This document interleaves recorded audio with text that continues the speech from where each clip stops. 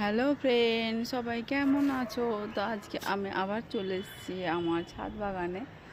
তো এই দেখুন, আমার ছাদ বাগানে পেয়ারাগুলো সব পেকে গেছে, তাই পেয়ারা তুলতে চলে এলাম। আর নিজের গাছের তৈরি করা হাতে পেয়ারা তোলার মজাই আলাদা। আর দু তিন দিন আসতে পারিনি, কেননা ছাদে আমার বাড়িতে গেস্ট এসেছিলো। এই দেখুন, কাঠবিড়ালি খেয়ে নিয়েছে।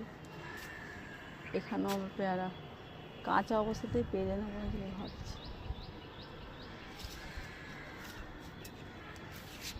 তো কারা কারা এরকম ছাদ বাগান করেন, সেই ছাদ বাগান থেকে নিজের হাতে ফল করেন, মানে তোলেন, গাছ থেকে ফল তোলেন, তারা একটু কমেন্ট করে আমাকে জানাবেন। Thank you. আবার দেখা হবে নতুন একটা ভিডিওতে।